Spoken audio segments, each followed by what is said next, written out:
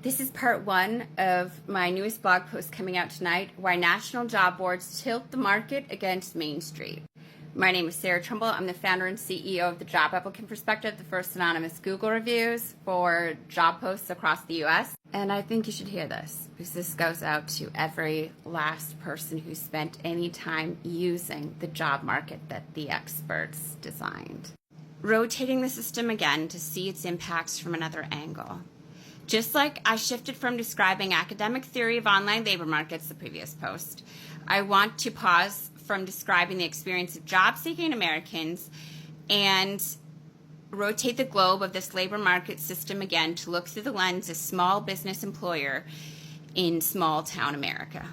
As someone who is genuinely geographically challenged when it comes to physical spatial directions, that's me. I honor if this pivot feels disorienting. I just struggle with directions because I do.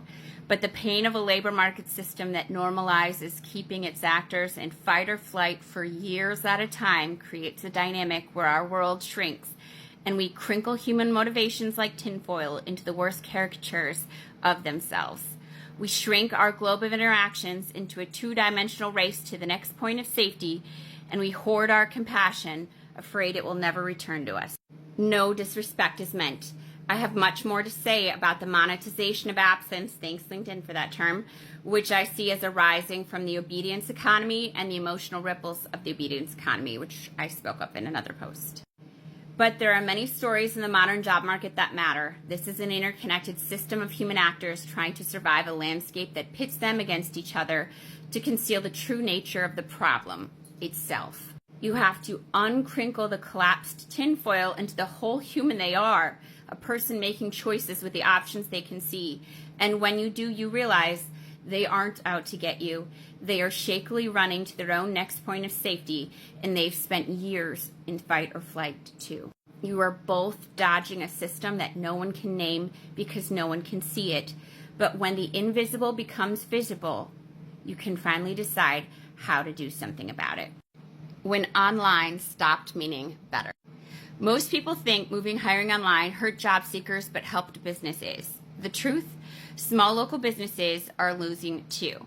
Now, let's be clear. This is a complex lens of set of actors and actions happening, and I'm painting with a broad brush a specific lens of the system. The businesses I describe are small-town brick-and-mortar endeavors that have been the heart of small-town life for the last 100 years. They are not small-team tech businesses like my own. It would be an error to assume otherwise. But it's a lens we should all care about. According to the U.S. Chamber of Commerce, there are 33.2 million small businesses in America, which combined account for 99.9% of all U.S. businesses, and just under 2/3 of the new jobs created since 1995. But when you see shutters on Main Street and wonder why there are only big box stores near the freeway, not regular coffee shops downtown, this is one of the features.